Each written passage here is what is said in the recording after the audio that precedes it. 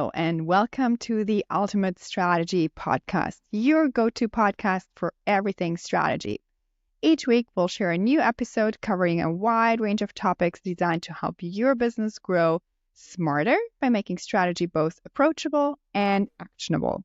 I am Miriam Laura, Strategy Execution Director at Cascade. And I'm Laura Blackmore, Head of Strategy Execution. Hello and welcome. We're very excited to have you with us today, and we also have a very special guest who I will introduce you to in a moment. This is just the beginning though, so stay tuned for weekly episodes. Before we dive in, let me thank today's sponsor, Cascade. They are the #1 strategy execution platform that help turn your visions into reality by working as the strategic brain of your organization. Thousands of businesses around the world use Cascade to plan, execute, and track their strategies in one place, improving efficiency and speeding up decision-making. By successfully executing their strategies, Cascade customers are making a huge difference in the world, from deploying life-saving vaccines to engineering the fastest Formula One car. If you want to get your team moving forward towards your vision in one central platform, check out Cascade at www.cascade.app, and we'll also drop the link in the episode notes. Now, let's kick off. I would love to introduce you today to our very special guest who's joining us on the podcast. Devina, why don't you say hello? Hi, everybody. So I'm Devina. I'm also one of the strategy execution directors here at Cascade. So very grateful to be joining the team today. Awesome to have you. I know we are going to be grilling you all about building a vision with purpose. And I think really today's episode is all about how to get a robust understanding of having a vision, why it's important, and also how you can go about building a vision statement for your organization. Miriam, why don't you kick us off? Thank you, Laura. Yeah, the vision is really the anchor of everything. And Devina, we would love to hear from you a little bit more. What is a vision, and how is a vision truly different from a mission? This is a great question, and I think one that also has taken me some time to make sure I'm very clear on the difference. And for me, the way that it's best to describe a vision or a vision statement is that it truly should be the North Star for your company strategy. It's an idealistic future state that doesn't exist, but you are working towards it within your organization. It should be inspiring. It should be intrinsically motivating for your team at every layer, and also really invite all of your organization to be a part of that journey.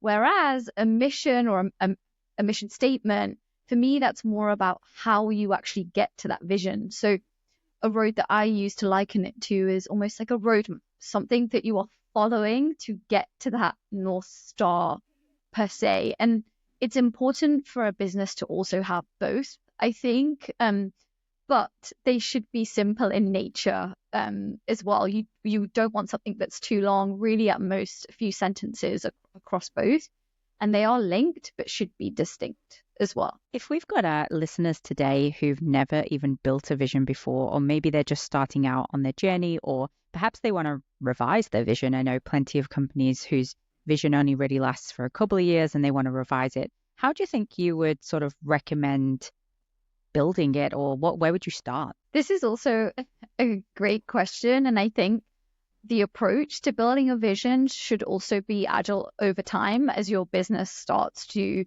mature. But for me, I think you can break it down into almost a four-step process. And when you think about building a vision statement, really, I think the first place to begin is what you actually do. So defining what you do as a business and what that might be. So as an example, I mean, you could be a bakery. Okay, you create bread, you create pastries. That's the outcome that you are generating.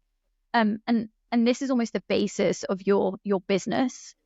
And then secondly, what can be helpful is identifying a unique twist that your business brings to the above outcome. So if I take the bakery example of creating incredible bread, maybe it's that it's locally sourced ingredients. It creates sourdough in a unique way. It's something that's special about what you do and can differentiate you from other brands that might be out there.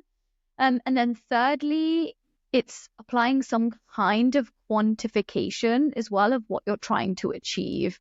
And that doesn't necessarily mean that it has to be a number, right? It's just some kind of goal that you're working towards. So if I again take the bakery example, maybe it's that you want your customers to be buying your bread or buying your pastries every day, or you want your pastry to be in the hands of every customer, every individual in that neighborhood, whatever it might be.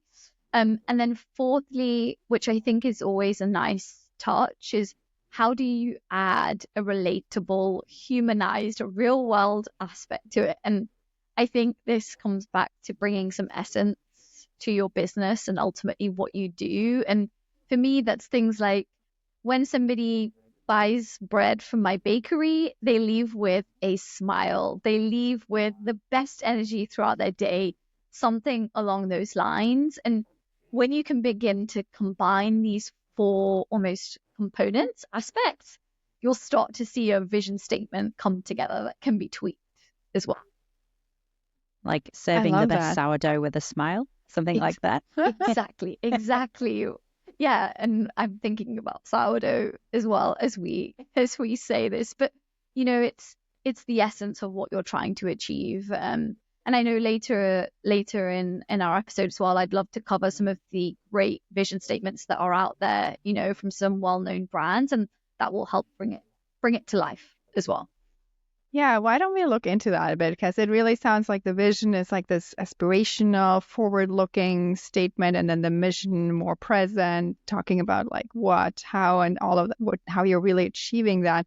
Maybe you have some of these examples from some great companies out there that also inspire you personally. We would love to hear that. Yes, of course. So I think one of my favorites that I've seen is from Amazon. So that's a globally renowned business, but their vision statement is that they strive to be Earth's most customer-centric company, Earth's best employer, and also Earth's safest place to work. And I think it's such a beautiful vision statement because it really combines what they're trying to do in all aspects. And we have to remember that Amazon has branched out in terms of business units, and what they do is, well, they do so much more than what, you know, as regular consumers might know them for. And they're also bringing in the humanized aspect that I mentioned, right? They genuinely want to be a great brand and a great space for customers, but also employees. So I think it feels a lot more relatable as well as a vision statement. And the other thing I'd probably add here, which does make me smile sometimes too, is when you think about what your business does, you have to make sure that your vision statement really makes sense to regular people. Maybe it's a specialized niche area of maybe pharmaceuticals, right? And if you boil down your outcome, maybe the regular person might not understand that. So how do you make sure that your vision statement is also understood and can be understood by all? That's really important. So I think Amazon do a great job of that. But I know, Miriam, you used to work at Adidas. So if you could tell us a bit more about their vision statement as well, that would be amazing.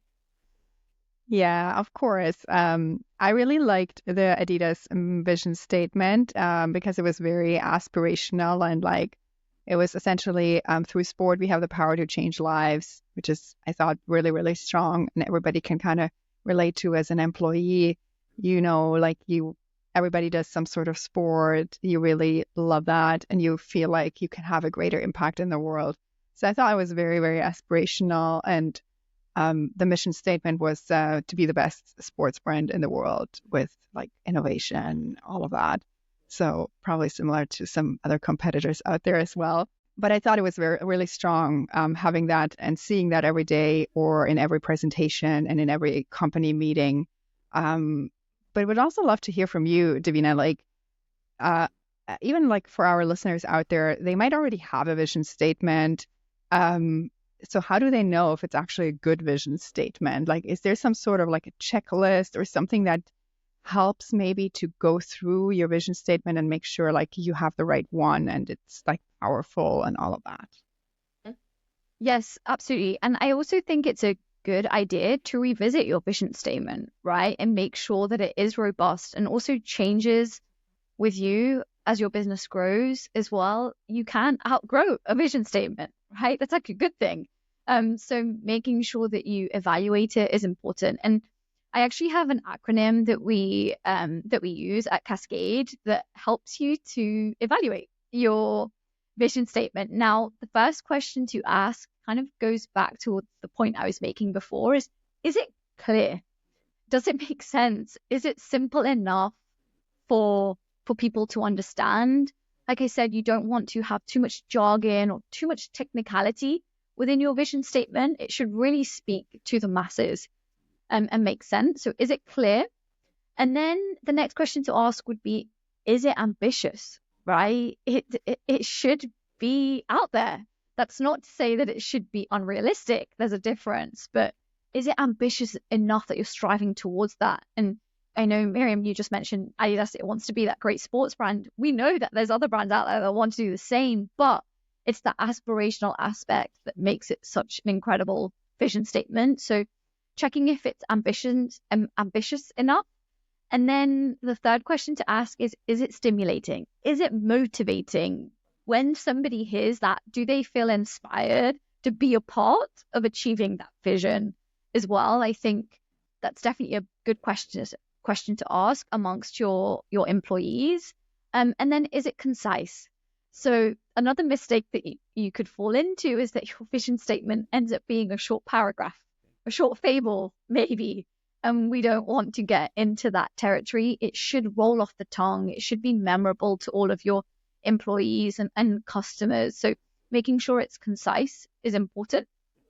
And then the other one to ask is it too abstract? Now, you want it to be focused enough that it's clear what you're trying to do. And being too abstract can also be a problem, right? Being too broad. So making sure it has that focus is important. And then the other question to ask, which goes back to the kind of quantification or time horizon, is it limited to a specific time range? Typically, a vision statement shouldn't have that, right? It's an overall ambition that you're working towards. It's not, I want to be the greatest sports brand by 5 years down the line. So making sure that it is broad in that way is a good idea. And then also the final question to ask would be, does it encourage you to take action? Does it encourage you to evaluate what you're doing on a day-to-day basis and check that it's contributing towards that goal? And if you ask those questions, it can really help you to refine your vision statement as well. And what I would also say is it's good to take a look at other brands who inspire you. Take a look at their vision statements. We mentioned Amazon, Adidas there, but we have the likes of Nike. Theirs is to bring inspiration and innovation to every athlete in the world, and their athlete has an asterisk. And the definition of an athlete is if you have a body, you're an athlete, which means we all are athletes. So looking at other brands can also help to give you inspiration as well. So definitely a big recommendation of mine. I like that. I think as you were talking, I kind of was distilling the essence of it as being, is it something that the everyday person can understand? And if the everyday person can understand it, would it motivate them to be part of that vision and try and deliver that vision with you? But also being really clear and concise and ambitious. As I was thinking about Netflix's vision, which is to entertain the world. And I think when you think about that checklist, it's really clear. I don't know if it's ambitious, maybe, because I know they didn't start with obviously global, capturing the whole global market. Maybe that's where that's the extent of their ambition. But I think it's quite concise. It's not very abstract. But I think for the rest of it, it's probably, it's not massively stimulating. It's not massively, ambitious. Like I said, I don't think it's really encouraging to take action. So it's kind of interesting to also pick apart some of the world's biggest company visions as well and see, I mean, it's memorable. I remember it, but other than that, it's not invoking any emotion, if you know what I mean. Yeah, that's a good point. I think, like you say, too simple also means that it's not clear enough or doesn't drive the inspiration and motivation, which I think all vision statements should. And I think, there's definitely statements out there that you could take a look at that could show you great ones, and then also ones that maybe need some refinement. But like you said, Netflix also probably it's time for them to review theirs, because they now have a bunch of competitors too, right? We have so many other brands trying to do that. So yeah, that's a really good. Definitely. I think this is all very interesting, and I think this can always is always a great debate, like what are good vision statements versus maybe like how do you connect to them and all of that. What are your closing thoughts, Davina, on the vision statements or vision overall, but also like maybe any other suggestions how you would encourage organizations or whoever is listening right now to really integrate their vision into their operations or into their day-to-day business? Yeah, this is an incredible question, because I think we've covered how to create your vision statement or how to refine it, but then what happens after that? A vision statement should just be something that you do once and you never look at again. So I think the follow-up from that is really making sure that you integrate your vision into what you're doing on a day-to-day basis. And I mean that at every level. Actually, best practice would be to have that vision as a starting point for your days, for your meetings, at a leadership level, but also to team level, and making reference to the vision statement when you're building out your strategy. So defining your focus areas, then defining your goals within that, your objectives. What actions are you undertaking to achieve those objectives? You've got to make sure that ultimately everything aligns to your vision and drives that vision forward. And I think making it a continuous guide for all of the activities that you do across your business is very important. And what I would also add is that as your company grows in size, that does become harder, right? Coming back to that vision, it's easy for business units or teams to lose sight of that vision and get caught up in tunnel vision. So incorporating it into your meetings is very important, and incorporating it into your strategy planning is critical. In my eyes, you've got to make sure that it's there as that North Star, almost like we mentioned at the beginning of the episode. And the other thing that I think a business can do also is progress against that vision, right? Ultimately, when you're building out a strategy and you have your underlying goals and you're measuring how successful your work is, right? Well, how do we track when we think about that vision, And that can come down to, it could be customer sentiment surveys, it could be, revenue, it could be market shares, all kinds of factors. But does that contribute towards delivering your vision? I think checking that on a regular basis is important. And then as part of this, for me, it's also about recognizing and celebrating the achievements that you've met to get there, and making sure that you acknowledge that with your employees. And then I guess to kind of close off, what I would also say is that a vision statement or a company vision should enable the two-way communication between your leadership and your team members as well. There's the iceberg theory, right, where leadership have a view of certain aspects of the business and industry, and those under the sea have a different view. And I think the vision needs to connect the dots really between those and make sure that you have that almost full visibility and also full alignment as well, that can get lost sometimes. So yeah, making sure it enables two-way communication, I would say, is something that is super, super important for your day-to-day practice. Amazing. Thank you so much. I think there's actually tons of really useful and practical tips that you've shared there. So thank you so much for coming along to today's episode on building a vision with purpose. And hopefully you can come back for future episodes. I'm really excited to see what else you can bring to the conversation. So hopefully you all found this episode insightful and that it helps you on your journey to better strategy execution. Yeah, and make sure to tune in next week again. We'll definitely hear a lot more from Devina with a lot more exciting topics. So it's going to be another great episode filled with practical tips that you don't want to miss. And in the meantime, don't forget to subscribe to the Ultimate Strategy podcast on your favorite platform so you never miss an episode. Check out the links to the resources we mentioned, and a big thank you to our sponsor, Cascade, for making this podcast possible. Thanks for listening, and remember, great strategies are only as good as their execution. To take action, make it happen, and see the results. See you in the next episode for your weekly dose of strategy.